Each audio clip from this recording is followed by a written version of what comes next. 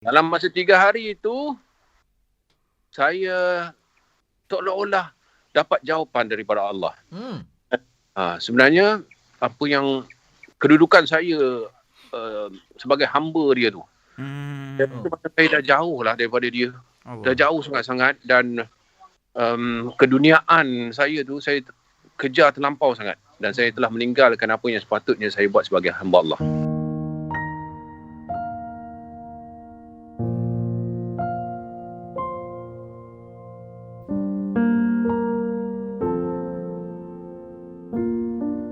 Assalamualaikum warahmatullahi wabarakatuh.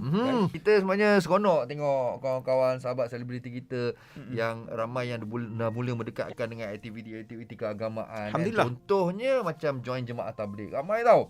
Contoh kata Hafiz Su'aib. Okey. Lepas tu apa tu Mazwan Safwan. Azwan Mazlan. Zul Yahya. Betul. Zul Handy Handy Black. Black. Ramai lagi lah. Ha. Tapi pagi ni kita bersama dengan yang orang yang dah lama kita tak jumpa, dah lama tak dengar suara dia. Wah, rindu babe. Suara dia buat aku terkenang zaman aku belajar dulu. Dan macam kau baru jadi penyampai radio kan. Dia dah 15 tahun. 6 kali menang penyampai radio popular guys. Lelaki. Kalau aku nak satu anugerah boleh tak kau rasa? Tak payah. Tak payah. Tanya macam mana cara nak menang. Kita bersama Faizal Ismail. Yes. Masya-Allah. Assalamualaikum Mawi, Anas. Waalaikumsalam warahmatullahi. Tengok background lah bro. Kat mana ni? Ini ya. I'm in the countryside now, right now, reporting for the Equestrian on Event. No. Saya ni ada dekat Batanghali ya. Batanghali. Siap dengan kuda kan. Awak menunggang kuda lah ni? Ke tengok je? Saya sedang tengok kuda ditunggang oleh orang lain. Sebab tapi kuda ni kita sedia maklum sunnah kan. Allah memang galakkan kita untuk naik kuda. Jadi memang saya dah pernah cubalah. Lepas tu percaya tak? Bukan senang. Yalah, tapi bila dapat dia punya rhythm tu, masya-Allah, seronok. Dia jadi satu riadah yang kita sangat enjoy. Sebab tu orang yang kuda ni dia akan ada macam bahasa dengan kuda, boleh cakap kuda. Dia ada link dengan kuda tu. Relationship dia. Kenter dengan kuda. Kenter. Tahu. Mawi dah tahu. Kau main kenter kan. Okey bang, tapi kita nak sembang pasal ni lah bang. Pasal ya kita tahu abang dulu dengan dunia penyampaian radio ni lah kan. Lama kan. Sampai itu macam aku cakap, macam masa zaman aku universiti dulu kan, memang aku akan dengar abang FBI. FBI Ya kan. Allah. Lepas tu sekarang ni bila dah join, ramai kat tanya macam mana abang boleh join tabligh ni kan. Sebab itu katanya berhenti dekat salah satu stesen radio. Lepas tu abang pergi sambung belajar kat Wales kan, kat Cardiff kan. Ya, betul. Lepas tu memang betul, saya berhenti tu memang dengan tujuan untuk saya buat kerja sendirilah ya. Dan ambil masa sendiri ya untuk belajar dan sebagainya. Tapi Allah tu maha kaya sebenarnya. Dia nak bagi saya belajar benda yang lebih baik. Senang cerita macam tu lah. Dia bagi saya macam satu ujian yang macam saya tak boleh nak tidur malam sangat tau sebenarnya, Anas. Benda tu berlaku berbulan-bulan. Dan saya jadi macam resah, gelisah. Orang putih kata kemurungan, depression dan sebagainya. Kan? Jadi saya macam, okey, takkan aku tak berada dalam keadaan depression. Jadi saya tak percaya benda tu. Sebab saya rasa macam saya ni seorang yang ceria. Betul? Macam tak ada masalah apa-apa kan. Tapi Allah tu, masalah macam depression ni semua bukan satu masalah yang main-main sebenarnya.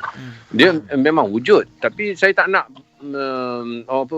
cari penyelesaian daripada segi orang kata apa yang orang putih cakap. Kan, saya nak cari penyelesaian tu, saya rujuk kepada agama lah. Senang cerita. Okey. Dan bila saya rujuk kepada agama, Kemurungan tu sebab apa? dia ada punca dia ke? Wallahu alam lah sebenarnya. Sebab saya sebenarnya tak boleh tidur je. Saya dah macam seolah-olah macam dapat gangguan tidur tu lama. Insomnia. Tapi bila kita tak ada tidur, kita jadi macam geram lah. Geram sebenarnya. Tidur tak cukup jadi, semua kan. Kepala pun tidur tak cukup semua. Saya pun tak pasti sebab apa. Tapi ni semua mula-mula saya rasa macam teruk benda ni kan. Aku rasa aku ada masalah kesihatan dan sebagainya. Tapi bila saya rujuk kepada ustaz orang-orang alim kan, dia bagi tahu yang ini ujian daripada Allah sebenarnya. Dia nak bagi saya sesuatu. Tapi saya tak tahu sebenarnya apa yang sesuatu tu. Kan? Tapi bila dia bacakan macam ayat-ayat Al-Quran, lepas tu apa orang kata hadis Nabi, bagaimana Allah tu dia melahirkan rahmat dia kepada kita melalui ujian, melalui musibah dan sebagainya. Dan dia bagi bekalkan saya dengan amalan-amalan, dan akhirnya saya bertemu dengan jawapan dia. Saya bertemu jawapan dia bila ustaz, salah seorang ustaz tu dia panggil saya untuk sertai di jemaah tabligh, keluar 3 hari. Oh, okey. Dalam masa 3 hari itu, saya seolah-olah dapat jawapan daripada Allah. Sebenarnya apa yang kedudukan saya sebagai hamba dia tu. Saya dah jauh lah daripada dia. Dah jauh sangat-sangat, dan keduniaan saya tu saya kejar terlampau sangat, dan saya telah meninggalkan apa yang sepatutnya saya buat sebagai hamba Allah. Itu saya dapat jawapan, dan sekarang ni saya tebuslah masa saya untuk lebih kepada Allah, lebih kepada akhir, insya-Allah. Tapi bang kan, kalau nampak kan, kalau tengok macam abang sini, abang cakap abang dah mungkin terlalu kejar dunia kan. Tapi saya personally kan, saya nampak Abang Faizal macam tak ada nampak pun dia seorang selebriti yang kejar dunia. Dia nampak memang baik je bang. Nampak bersederhana lah. Tak ada over tak ada bang. Saya nampak. Ya, orang lain itu kita yang boleh nampak lain kan. Itu bahayanya kita, sebab saya pun rasa dulu macam tu. Kita rasa kita dah okey. Bila kita rasa kita dah okey, itulah yang bahaya sebenarnya. Kita tak tahu kedudukan kita yang sebenar-benarnya di sisi Allah. Di sisi manusia, mungkin orang akan nampak kita okey. Tapi di sisi Allah, bila Allah buka hijab, bila Allah nampakkan kepada kita di mana kedudukan kita, Masya Allah, kita takut sebenarnya. Anda sangat mengetahui. Saya rasa saya jauh lagi ni nak kejar. Sebab apa? Berpuluh tahun kita hidup atas dunia ni sebenarnya, kita banyak meluangkan masa untuk benda-benda dunia semata-mata. Tapi benda akhirat tu kita cakap, kita balance kan ibadah, kita balance kan kerja. Sebenarnya kalau nak ikutkan, kita memang tak balance langsung. Betul. Kita kata kita solat, kita kata kita buat amalan, tapi bayangkan berapa minit kita solat, kita menghadap Allah tu, kita ingat dekat Allah, kita zikir. Berapa minit kita ingat. Tetapi dalam masa kita kerja, kita nak cari harta, rezeki dan sebagainya, kita nak spend time dengan kawan-kawan, kan? Setuju tu. Betul lah tu. Berjam-jam kita boleh habiskan masa. 8 jam kerja, 10 jam, kan? 12 jam ada orang yang buat 2-3 kerja. Dari mana datangnya balance? Kita tanya diri kita sendiri. Allahu Akbar. Tapi man, kalau abang cakap mula-mula abang join tabligh kan, masa mula-mula takkah abang tak ada rasa macam, ini saya sendiri tau, tengok orang tabligh macam nak jauhkan diri sikit lah. Allahu Akbar. Macam tak berani pula aku. Kebanyakannya macam gitu. Kebanyakan orang yang sedang yang dalam jemaah tabligh kan, semuanya dulu pernah lari daripada tabligh. Okey. Ya, yang ada dalam jemaah sekarang ni, yang keluar 3 hari, 40 hari, yang kata tinggal anak bini itu semua, dulunya pun pernah lari daripada tabligh. Sama juga sebenarnya. Tapi ini usaha ni, bila Allah tunjukkan jalan, ini adalah pilihan Allah sebenarnya. Pilihan Allah untuk dibawa kita ke jalan ni. Dan itulah tanda kasih sayang dia sebenarnya, macam mana dia nak dekatkan diri kita kepada dia. Walaupun dalam masa 3 hari saja kita keluar, kalau kita ikhlas nak beribadah, kita ikhlas nak mengenal Allah, nak kenal Rasulullah, insya-Allah Allah akan bagi petunjuk dan hidayah dia. Dan daripada situlah kita akan dapat kemanisan. Dan daripada situlah juga kita akan istiqamah dalam usaha ni. Bukan saja 3 hari, ada yang 40 hari, ada yang 4 bulan, ada yang dekat setahun. Jadi ini semuanya pilihan Allah sebenarnya. Kalau Anas dengan Mawi pernah lari daripada jemaah tabligh kan, buat muka bila dia orang cakap gitu kan, tunduk je ni kan, tunduk. Tapi dalam hati bila nak habis ni, bila nak belah kan. Itulah saya dulu. Tapi Allah punya kuasa kan, dia boleh terbalikkan keadaan. Dia pilih kita untuk ada dalam ni. Jadi kita kena syukur banyak-banyak sebenarnya. Dan kita akan rasa inilah dia jalannya sebenarnya. Betul. Okey bro, manisnya di dalam tabligh bro. Apa yang ada dalam tabligh ni? Allahu Akbar. Perkara paling utama dalam tabligh adalah usaha atas iman. Okey. Bila kita lahir dekat dunia ni sebagai seorang Muslim, ya, orang yang beragama Islam, kita ya, Mawi, Anas, saya dan ramai lagi rakan-rakan kita rasa kita dah selamat dah. Kita rasa kita dah ada iman.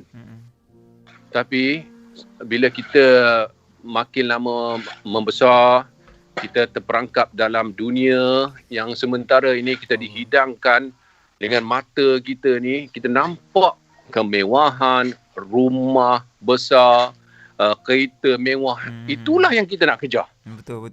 Itulah yang kita nak kejar dan kita sanggup berusaha berpuluh-puluh tahun sampailah kita pencen. Pencen pun kita ada usaha lagi nak dapatkan yang lebih baik daripada itu. Sebenarnya dunia tak pernah cukup, Mawi dengan Anas. Setuju. Jadi itulah dunia yang memperdaya. Saya teringat satu lagu ni sebenarnya. Saya ingatkan saya lagu apa? Apakah yang dikejar dalam hidupmu? Bertemu kata padamu. Kita singgah di dunia yang sementara. Penyanyi dia nyanyi pun dia tak faham apa lirik tu. Dia main nyanyi. Saya pun agak begitu. Mawi, Anas, bila kita iman kita kurang, kita akan dengar lirik, kita akan dengar pesanan-pesanan yang berbentuk agama ini macam tu je sepintas lalu. Baik. Dia tak akan masuk. Tapi bila kita usaha atas iman kita, benda tu tiba-tiba menjadi sangat bermakna kepada kita. Sebab itulah ada penulis-penulis lirik dulu yang seperti Lolok, Allahyarham Lolok kan. Dia cuba masuk sampaikan mesej. Tapi kita anggap benda tu, kita dengar macam tu sebagai hiburan semata-mata. Baik. Jadi benda tu tak masuk dalam hati kita. Setuju. Jadi bila saya sertai jemaah ni semua, kemanisan iman yang dapat ni, bukanlah bermakna iman saya sempurna hebat tak kan, tapi bila Allah bagi kefahaman tu, setiap apa yang dilafazkan walaupun dalam bentuk lagu yang selama ni kita dengar bertahun-tahun, masya-Allah, dia sebenarnya sangat-sangat bermakna. Apatah lagi melalui ayat-ayat Al-Quran ya, yang merupakan firman Allah Subhanahu Wa Taala sendiri dan juga hadis-hadis Nabi sallallahu alaihi wasallam. Masya-Allah, dia punya makna tu kalau kita dapat kemanisan tu, maka itulah ikat kehidupan kita sebenarnya atas dunia. Best. Bila Abang Faizal cerita ni kan, saya teringat ialah macam masa mula-mula nak menyertai tabligh ni kan, orang melarikan diri. Tapi benda ni lah yang dialami Nabi Muhammad SAW Benar. Bukannya orang semua terus dekat dengan Nabi, orang jauh dulu kan. Allahu Akbar. Kalaulah Nabi Muhammad sallallahu alaihi wasallam dan juga para sahabat ya tidak buat usaha dakwah ni, Mawi dengan Anas, kan? Bayangkanlah kita di Malaysia yang beribu-ribu kilometer jauh daripada Arab tu, kan? Kita boleh bayangkan kita sekarang ni apa agama kita sebenarnya kalau usaha dakwah tu tak sampai kepada kita. Betul. Nama Asmawi Ani, nama Anas Tahir, kan? Tapi agama dia subhanallah lain. Betul. Lain ya, bukan Islam. Allahu Akbar. Sebab apa? Usaha dakwah inilah yang membawa sahabat semua sampai ke tanah Melayu kita ni. Dan kita dapat agama tu. Jadi bila kita dah dilahirkan sebagai seorang Muslim, apa tanggungjawab kita? Tanggungjawab kita adalah meneruskan kesinambungan tersebut. Itu sebenarnya tugas kita. Aku rasa macam dengar ceramah pagi ni. Betul dah. Kuliah. Bro, Saya tak pandai ceramah. Kita nak tahu, kita sebagai orang luar yang tak pernah join tabligh kan. Kita biasa dengar keluar 3 hari, keluar 40 hari, keluar 3 bulan pun ada. Ada beza ke aktiviti-aktiviti tu? Benar. 3 hari ni, 40 hari ni, 4 bulan ni adalah masa yang perlu kita korbankan lah. Luangkan. Ya. Macam 3 hari tu kita nak dapatkan yang asas. Asas. Kita keluar 3 hari. Kalau kita nak suruh orang yang baru kan keluar 40 hari 4 bulan terus, mau kita cuti apa hal kau ni kan. Kau nak suruh aku tinggalkan anak bini aku ke? Itu persepsi dia lah. Kan? Tapi sebenarnya kalau kita ajak dia, jom kita cuti dekat Korea 2 bulan. Okey je. Contoh. Memang nampak tak persepsi? Macam mana tipu daya itu sebenarnya kan? Kalau kita cakap pasal benda dunia 2 bulan ke 6 bulan pun tak apa, kita boleh pergi outstation, kerja dan sebagainya. Sebab apa? Kita nampak hasil fizikal tu kita nampak kan. Tapi kita nak cakap okey, kita nak belajar, kita mendekatkan diri, kita nak usaha atas iman, kita ambil masa 3 hari 40 hari, itu pun rasa macam ya Allah beratnya tinggalkan anak bini. Tak, itu namanya adalah satu fitnah sebenarnya. Boleh ke kita bawa anak bini kita sekali tabligh? untuk wanita ada satu apa orang kata kaedah khusus yang dipanggil masturat. Kalau tengok dulu Nabil pernah kan bawa isteri dia. Okey. Masturat. Jadi itu untuk wanita. Tetapi tugas untuk dakwah ni sebenarnya yang paling utama adalah untuk lelaki. Lelaki. Jadi kita ni sebagai pemimpin, ketua keluarga dan sebagainya, kita perlu jadi leader. Jadi kita yang kena usahakan terlebih dahulu, tapi lepas tu insya-Allah isteri kita bawa untuk 3 hari juga. Dia orang tak ada lama-lama dah. Dia orang tak ada lama-lama. Dia orang 3 hari je. Tapi kalau lepas tu dah lama sikit, mungkin dia mungkin dia otai, mungkin dia orang boleh keluar dengan kita lama sedikit lah. Tapi tak adalah sampai anak-anak terabai semua. Asalkan ada peruntukan, asalkan ada nafkah yang ditinggalkan, insya-Allah benda ni boleh. Dan inilah yang dilakukan oleh para sahabat. Dia orang lagi hebat. Dia orang tinggalkan anak isteri dulu semata-mata kerana Allah. Dan tidak ada tarikh pulang pun. Tak ada 3 hari. Tak tahu bila 40 hari. Sebab apa dia orang buat kerana Allah. Dia orang nampak apa tahu? Ganjaran di sisi Allah. Nampak syurga aja. Tak ada lain dah. Allahu akbar. Kita ni 3 hari pun kita rasa Allah tinggalkan anak bini. Kan? Itu tipu daya sebenarnya. Tipu daya daripada setan sebenarnya. Betul. Bang, bila cakap tadi kan, abang kan mula kenal tabligh ni masa abang dekat Wales dulu kan, kat UK kan. Tapi sebelum tu lagi. Sebelum tu kenal tapi lari kan. Sebelum tu lari di Malaysia. Lari sampai UK lah, kat UK jumpa. Allah, 2 kali pula tu, bukan sekali, 2 kali pula tu yang datang ke tempat saya duduk tu, kan. Jemaah tabligh dari Malaysia. Saya heran betul. Rupanya jumpa situ pun. Maknanya apa? Kalau Allah nak bagi dekat kita, dia nak pilih kita, maka jalan itu akan datang kat kita sedikit. Datang. Tapi kita kena doa dekat Allah banyak-banyak lah. Kita pun kena buka hati kita. Kalau kita tak buka hati kita, sentiasa tak nampak benda ni. Kita takkan nampak lah. Kita anggap dia orang akan kacau kita lah. Sebenarnya tak.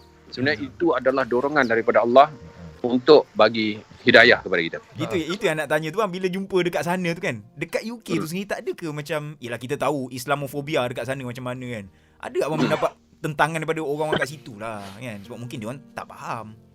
Ya, tapi saya tengok dekat UK ni dia tak ada terlampau sangat ya. Saya tak mungkin di negara lain kita dengar lah macam US dan sebagainya, tapi dekat UK Anas pun sendiri pernah ada kat sana kan dulu dengan keluarga.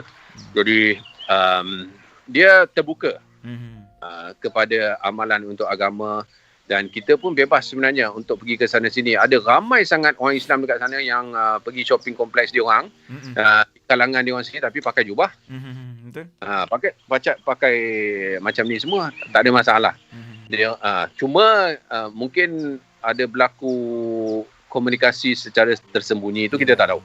Media kan, kita tersalah. Tapi ada lah juga, bukan tak ada kan. Kita sendiri pun kadang-kadang kalau orang luar datang pun kita akan soksek juga. Betul tak? Macam itulah juga dia orang bila dia orang terima kita. Pasti ada sedikit sebenarnya. Itu sifat manusia sebenarnya. Tapi ia bukanlah satu penghalang untuk kita terus mengamalkan apa yang Allah suruh. Cantik. Bro, dah ni ke? Awak macam dah lama tinggalkan dunia seni ya? Ada plan akan datang untuk ni balik? Allahu Akbar. Saya sebenarnya dulu saya merancang. Dan apabila kita buat perancangan ni, kadang-kadang kita lupa Allah punya perancangan. Betul. Allah punya perancangan lebih baik. Saya sebenarnya bila balik ke sini, saya dengan master yang saya ada ni semua, saya nak mengajar dekat universiti lah. Itu perancangan saya. Tapi bila balik sini, rupa-rupanya Allah buka saya untuk belajar benda yang baru, benda yang lebih baik, iaitu ilmu agama sebenarnya. Ilmu untuk orang kata menyebarkan kepada umat Islam yang lain. Jadi saya rasa sekarang ni apa yang saya buat ni, kalaulah ada jalan lain, contohnya macam, bukan saya nak tinggalkan 100% kan, tapi macam kalau ada program, event dan sebagainya yang mengizinkan saya untuk mengembangkan lagi apa yang saya buat, iaitu dakwah, dan insya-Allah saya akan sertai. Nampak tu masya-Allah. Kuda tak view. Ustaz Ahmad. Ustaz sebut apa tadi? Palestin. Ustaz sebut Palestin. Palestin. Save Palestin. Cantik tu. Mawi dengan Anas. Mawi, Assalamualaikum. Waalaikumsalam. Ustaz. Ya Allah. Come here, right first. InsyaAllah. Peminat ni, saya peminat ni. Oh. Dulu AF tu Nyanyi dia yang sikit. habiskan duit top up tu. Tu lah. Ustaz nyanyi sikit. Masa tu tak jadi ustaz lagi lah. Sekarang dah dapat hidayah. Bang Faizal, bila ustaz sebut pasal Palestin ni, apa pandangan abang dengan isu Palestin sekarang ni bang? Apa yang abang boleh kongsikan lah? Pasti kita sebagai umat Islam kita kena pertahankan. Ya. Kalau kita tak ada rasa apa-apa, maknanya itulah Allah. kita boleh ukur tahap iman kita. Kalau kita tak rasa apa-apa, masya-Allah. Kita risau iman kita ni macam mana? Kan? Kita perlu rasa yang kita wajib membela Palestin ya. Masjid ketiga paling suci untuk umat Islam ada dekat sana. Masjid Al-Aqsa. Ya, dan Nabi sendiri dalam Isra' dan Mi'raj pun sampai ke sana. Ya, betul. Jadi, betul, setuju. Betul. Dengan kekejaman yang berlaku sekarang ni, kita kena ada. Dan Nabi sendiri berpesan kalau kita tak mampu untuk ubah dia daripada segi angkat senjata dan sebagainya, paling koman pun hati. Hati betul. Hati kita kena membenci. Betul. Tapi sekarang ni kan kita ada media sosial dan sebagainya. Marilah kita sama-sama orang kata mengajak orang ramai untuk sama-sama memboikot dalam apa jua cara lah untuk menunjukkan kebencian kita kepada Zionis. Doa banyak Doa banyak. Ya. Cuma sekarang kan, okeylah kita tengok ramai yang upload pasal Palestin dengan Israel apa semua ni kan. Cuma ada juga yang orang yang dia tak upload apa-apa tau. Dia tak ada share apa-apa. Tak ada menunjukkan sokongan. Dan ramai juga orang cakap macam, kau ni tak upload apa-apa. Contohlah macam selebriti kan. Kan? Ya. Kau tak ada upload apa-apa ke tentang Palestin apa semua? Kau ni tak support ke? Kau apa komen? Kita tak boleh satu benda, kita tak boleh tengok apa yang orang buat tu sebagai satu keburukan. Kita tak boleh tengok keburukan orang lah sebenarnya cerita. Kita kena bersangka baik dekat dia. Macam Mawi ataupun Anas ataupun siapa saja, kalau tak upload saya pun sebenarnya bukanlah upload sangat. Ya. Kan?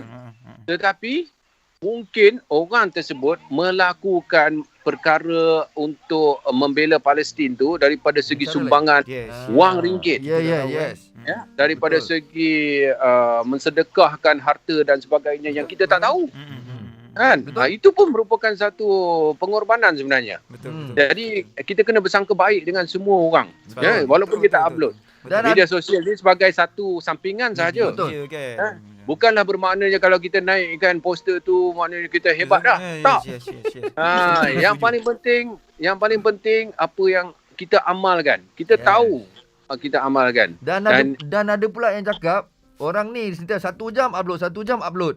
Dan orang cakap sampai dia ni macam nak menunggang agama pula. Macam mana tu bang? Macam mana pula tu? Yang pasal mesej Palestin juga ke? Pasal mesej Palestin ni nak tumpang populariti je ni, nak ambil follower ke macam mana? Masya Allah. Okey. Ya, berbalik kepada tadi, kita tak boleh tengok buruk dekat orang. Kita sentiasa tengok kebaikan. Dia macam mana pun, dia upload ke, dia tak upload ke. Kalau dia upload, kita kena cakap apa tahu? Nasib baik ada orang yang macam ni yang upload setiap masa. Kan? Sebab aku tak mampu nak buat. Aku tak mampu nak buat, biarlah dia yang buat supaya lebih ramai lagi mata-mata yang akan tengok mesej yang dia cuba sampaikan. Tapi kalau orang tu tak upload langsung, kita cakap pasti dia ada melakukan kebaikan di sebaliknya. Cantik bang, cantik. Nak belajar bersangka baik ni bukan bersangka baik. Bersangka Bersangka baik ni pun adalah satu perkara yang kalau kita keluar dalam jemaah tabligh, dia orang tak pernah, inilah yang diajar. Baik. Sebenarnya. Yang diajar supaya kita jangan bersangka buruk dekat orang. Itu dia. Bang, itu Palestin bang. Sekarang ni vaksin bang. Allah Akbar. Kontroversi ni vaksin ni. Pandangan abang sini macam mana? Abang dah register ke belum? Dalam bila kita menghampiri zaman fitnah kan. Dalam keadaan sekarang ni kita dapat tengok manusia, termasuklah umat Islam sendiri yang mengaku beriman kepada Allah dan sebagainya. Ini saya lah, ini pandangan saya. Kita ada macam bergantung kepada asbab dunia yang terlampau sangat. Maksudnya, apabila kita diberikan musibah daripada segi COVID-19 dan sebagainya, kita semua, kita tengok apa tau, virus ini dijangkiti daripada satu manusia kepada satu manusia yang lain. Jadi, kita perlu kuatkan SOP kita. SOP kita tidak boleh bersalam, tidak boleh pakai mask dan sebagainya. Itu semua betul. Tak ada masalah mengikut kajian perubatan dan sebagainya. Tapi kita tak tengok asbab yang lain, iaitu semua ini datang daripada Allah. Apabila kita tak tengok asbab lain, kita akan cari sebab-sebab keduniaan dan akhirnya kita tak sedar yang kita sedang mensyirikkan Allah SWT. Na'udzubillah lah, kita minta simpang benda ni. Dan akhirnya kita akan anggap yang vaksin tu adalah 100% ataupun 200%. Saya bukan menentang vaksin, jangan masukkan saya dalam vaksin. Malah saya pun dalam sukarelawan yang sedang menolong untuk orang yang mendaftarkan vaksin. Tetapi kita jangan terlampau anggap yang vaksin ini adalah segala-galanya dan kita lupakan Allah Subhanahu Wa Taala. Yang tu saja sebenarnya. Allahus Samad ni. Ya? Allahus Samad. Hanya Allah bergantung. Benar. Dia yang mendatangkan manfaat, dia yang mendatangkan mudarat. Betul. Ya? Betul. Yang vaksin ni semua adalah ikhtiar. Betul, Kita ambil tapi sebab ada yang baru-baru ni yang ambil 2 kali pun kena. Betul tak? Betul. Dah keluar cerita tu. 2 kali pun kena. Jadi dia hairan kenapa dia masih kena? Sebab apa? Kita terlampau bergantung kepada vaksin. Jangan kita buat macam tu. Kita kena anggap ini semua datang daripada Allah dan sebenarnya ada kebaikan. Boleh kita tengok sekarang ni macam mana keadaan dunia, ya, yang mungkin dulunya bergelumang dengan maksiat dan sebagainya, kan? Sekarang ni Allah, siapa yang berkuasa untuk tutup pusat-pusat disko dan sebagainya, pusat-pusat maksiat? Betul. Selama ni tak ada orang yang mampu untuk ni, tapi bila Allah turunkan sekali, masya-Allah, kan? Semua pusat-pusat maksiat tu ditutup macam tu aja. Sampai sekarang tak. Betul kan? Kita kena tengok kebaikan daripada segi itu sebenarnya. Jadi saya bukanlah menentang vaksin tapi jangan kita lupakan dengan kuasa Allah Subhanahu Wa Taala. Ya, ikhtiar saja kita pakai mask, betul apa yang ni. Kita pakai mask, kita ikut prosedur SOP, standard of procedure. Tapi jangan kita lupakan SOP yang sebenar, iaitu Sunnah of Prophet. Sunnah of Prophet SOP. Ya. Bro. The best. Ya. Nak ambil pelakon nak pelakon ke? Ke tak nak pelakon? Masya-Allah. Watak apa tu Amawi? Watak jadi ganti Maulana Helmi lah. Oh, saya tak sampai tahap tu lagi Mawi. Bagilah watak pelajar Maulana Helmi insya-Allah. Saja cucuk. Memang ada pun projek-projek, ada nak shoot movie apa semua kan. Masya-Allah. InsyaAllah. Itulah dia. Itu semua apa orang kata Allah punya percaturan jugalah. Kalau dia tentukan rezeki saya kat situ, ada, insya-Allah. Kita tengok. Nanti kita DM DMTP Insya-Allah. Alright. Saya ada lagi nombor Mawi tu. Masih kan? Nombor yang sama lagi? Nama ya nombor sama. Nombor sama lagi okey. Okay, baik bang. Jaga diri baik bang. Selamat Hari Raya. Maaf zahir batin. Terima kasih banyak-banyak Mawi. Terima kasih Anas. Ya, sama-sama kita insya-Allah ya. Ken salam ustaz, ken salam kuda. Ingat kita punya pegangan satu ya. La ilaha illallah. Insya-Allah berjaya dunia akhirat. Assalamualaikum. Waalaikumsalam warahmatullahi.